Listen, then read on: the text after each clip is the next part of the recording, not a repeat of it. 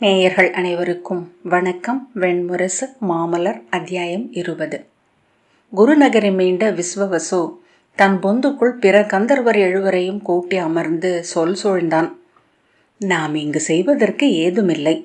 ஒருவர் முப்பொழுதும் அவளை தொடர்க, 6 மைந்தரை 6 தொடர்க, அரசனை நான் தொடர்கிறேன் என்றான். நாம் அறிய வேண்டியதென்ன, ஆற்றப்போவதென்ன? அதில் தெளிவின்றி பின்தொடர்வதனால் ஏது பயன் என்றான் சந்திரஹாசன். நான் ஒன்றும் அறியேன். ஆனால் ஏதோ ஒன்றை அணுக்கமாக தொடருவோம் என்றால் முன்பு அறிந்திராத ஒன்று கண்முன் எழுந்து வரும் என்பது ஓர் அரசு சூழ் மெய்மை. இன்று நம் முன் இருப்பது இச்செயல் ஒன்றே. விழி முழுமையும் திறந்திருக்கட்டும், செவி உச்ச கூர்கொண்டிருக்கட்டும், மூக்கு மனம் அனைத்தையும் பெறட்டும், எண்ணம் புலன்களில் மட்டும் குவிந்திருக்கட்டும், எங்கோ ஒன்று நிகழும் என்று காத்திருப்போம் என்றான் விஸ்வவசு. விஸ்வவசு இரவும் பகலும் புரூரவசின் அருகிலேயே இருந்தான். வண்டின் இசை ஒன்று தன்னை எப்போதும் சூழ்ந்திருப்பதை ஓரிரு கணங்களில் புரூரவஸ் உணர்ந்தாலும் அவனை சுற்றி ஒலித்த மங்கள இசையும் வாழ்த்துறைகளும் அரசு சூழ் சொல்லாடல்களும் குலத்தலைவர் கூற்றுக்களும் மன்றில் எழுந்த வழக்குகளும் அவனை ஆழ்த்தி வைத்திருந்தன. அரசனின் அரியணைக்கு பின் இருந்து சிறு துளையில் புகுந்து சொல் கேட்டிருந்தான் விஸ்வவசு. அவன் மஞ்சத்தில் தென்கிழக்கு மூலையில் ஒரு துளையிட்டு அங்கு இரவில் உடன் இருந்தான். ஊர்வசியுடன் அவன் காதலாடுகையில் மச்சிலிருந்து தொங்கிய மலர்கொத்து விளக்கில் அமைந்திருந்தான். நாட்கள் கடந்தனவெனினும் ஒன்றும் புலப்படாமை கண்டு அவ்வப்போது உளம் சோர்ந்தான். பெரிதொன்றும் செய்வதற்கில்லை என்று அதிலேயே தொடர்ந்தான். பெருங்காதலை அறிந்தவனின் உடலில் இருக்கும் குழந்தைக்குரிய துள்ளல் புரூரவசிடம் இருந்தது. வெறுமனே இருக்கையில் என் நினைவு கொண்டவன் போல் முகம் மலர்ந்திருந்தது. இதழ்களில் அவன் இறுதியாக கேட்ட பாடலின் இசை எழுந்தது. புதியவர்களிடம் பேசுகையில் அருஞ்செய்தி கொண்டு வருபவர்கள் அவர்கள் என எண்ணுவது போல் தோன்றியது. அவன் கை அலைநீரில் பாவை தெரிவதென பெருகி இருந்தது என்றனர் புலவர். ஒன்று உகந்த இடத்தில் 100 அளித்தான். போதுமென்ன சொல் தயங்கும் பாவலர் முகம் கண்டு மேலும் கோருகிறார் என்று எண்ணி மீண்டும் அளிப்பதற்கு அள்ளினான். அந்நாளில் ஒருமுறை பட்டத்து யானையாகிய துங்க கீர்த்தி நோயுற்றிருக்கும் செய்தியை படைத்துறை அமைச்சர் வந்து அவையில் சொன்னார்.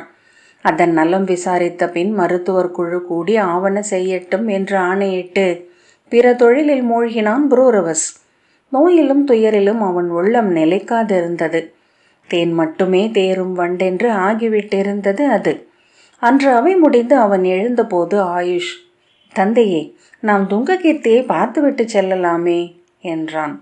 நன்று என்று சொல்லி செல்வோம் என்று அமைச்சரிடம் கை காட்டினான் புரூரவஸ்.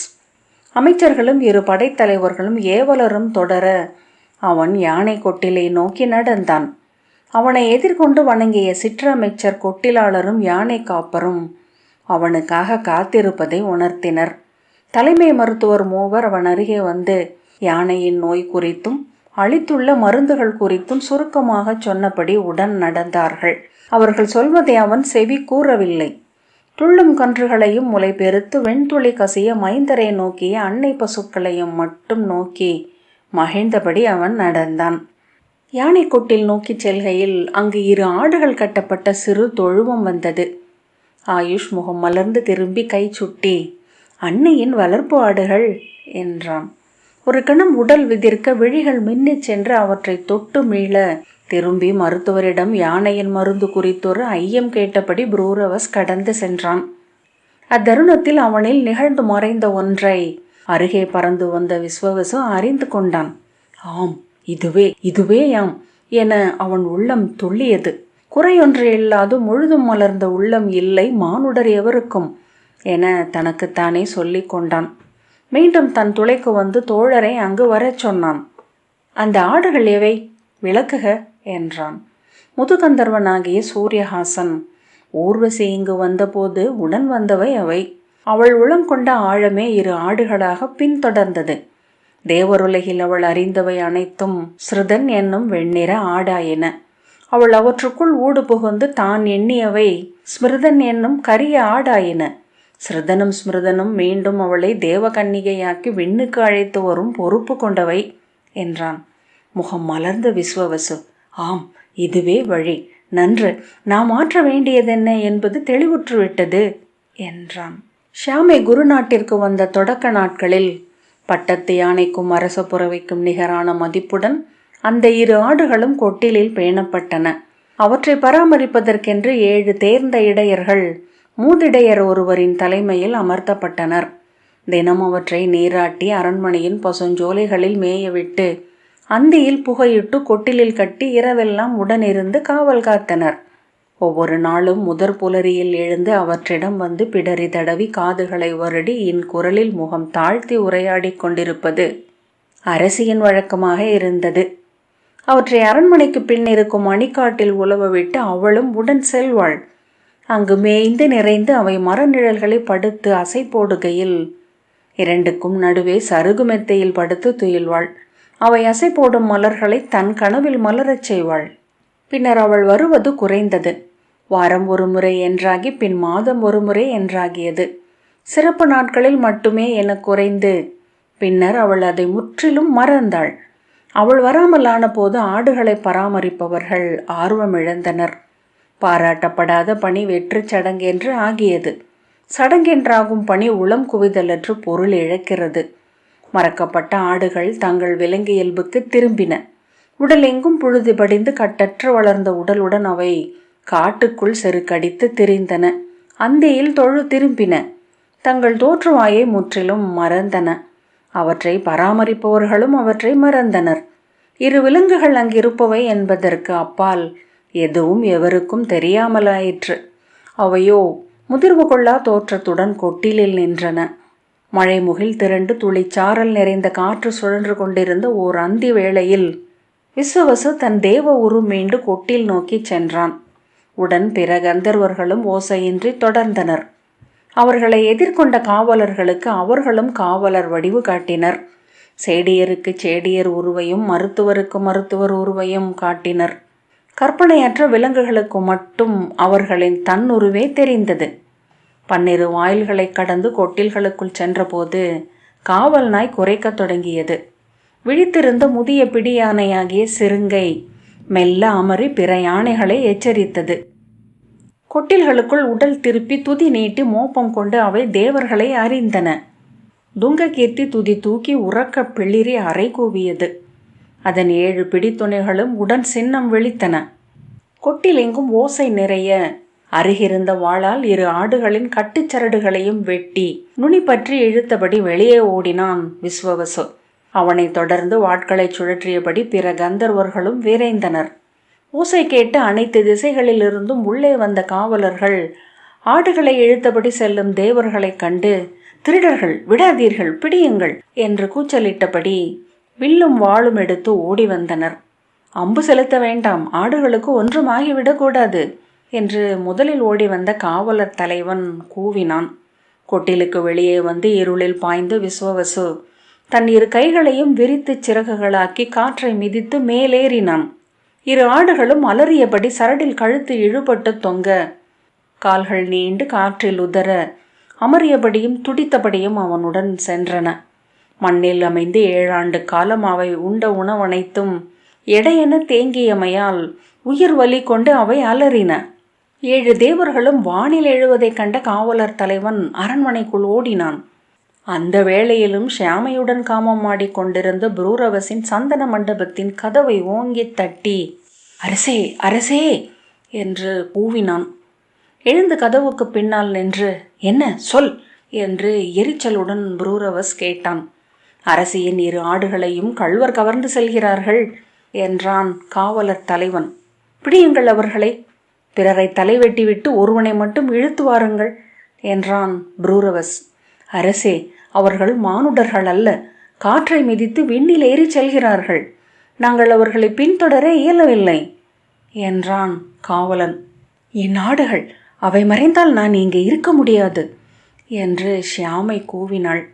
தேவியுடன் உறவு கொள்கையில் வாளை உருவி தொடையருகே வைத்திருப்பது அரசன் வழக்கம். அக்கணம் மூண்டெழுந்த சினத்தில் தன்னிலை மறந்த புரூரவஸ் வாளை எடுத்தபடி ஓடிச் சென்று சாளரம் வழியாக நோக்கினான். தொலைவில் அரை மின்னலில் 8 தேவர்களும் ஆடுகளுடன் செல்வதை கண்டான்.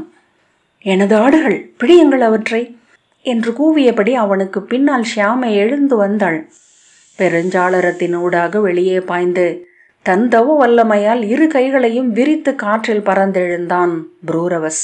அக்கணம் விண்ணில் எழுந்த தேவர் தலைவன் தன் ஒளிர்படையை அசைக்க மின்னல் ஒன்று வெட்டிச் சுழன்று கொடி வீசி வான் பிளந்து நின்றதிர்ந்து மறைந்தது.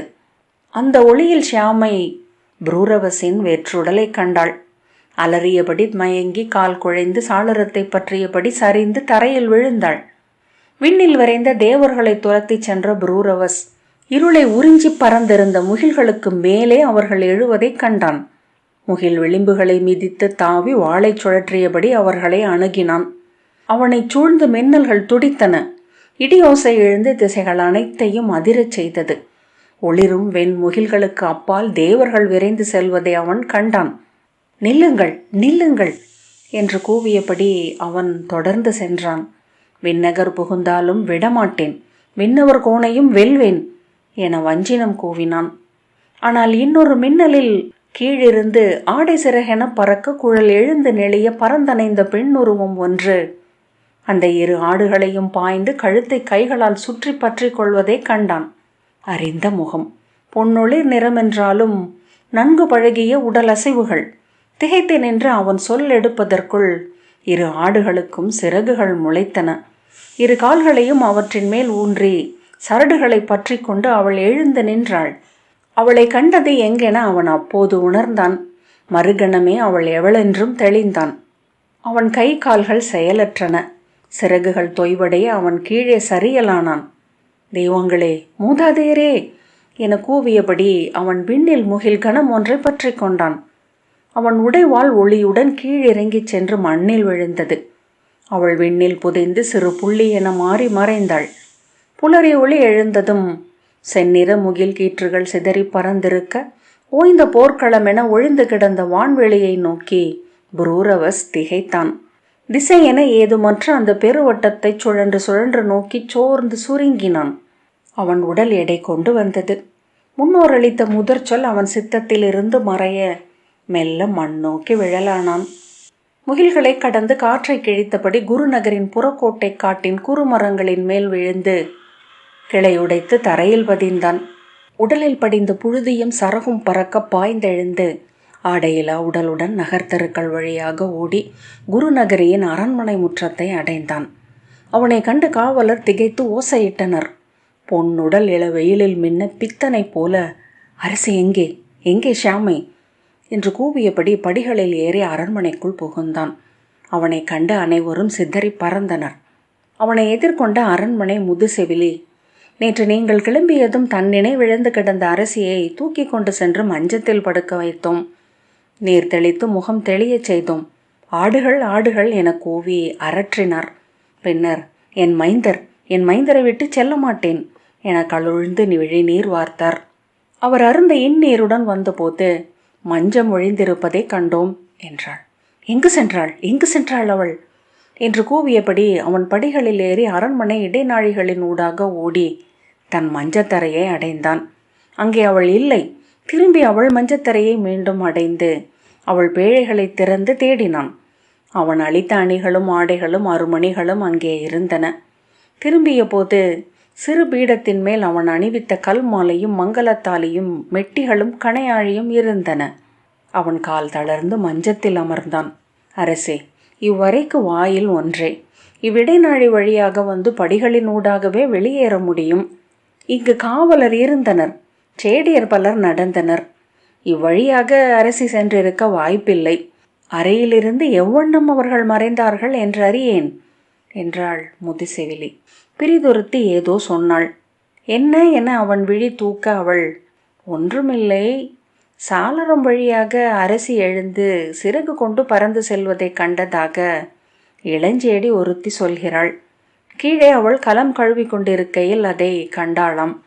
அஞ்சி மயங்கி விழுந்து விழித்தெழுந்ததும் அழுதபடி தான் கண்டதை முதுசேடியிடம் சொல்லியிருக்கிறாள் என்றாள். அவளை அழைத்து வா, மெய்யேதென்று உசாவுவோம் என்றாள் முதுசெவிலி. தேவையில்லை என்றுரைத்து இரு கைகளாலும் தலையை தாங்கி கொண்டான். குரடொலிக்க வாயிலில் வந்து நின்ற காவலர் தலைவன், அரசே, நகர் எங்கும் தேட காவலர்களை அனுப்பியிருக்கிறோம் அரசே என்றான்.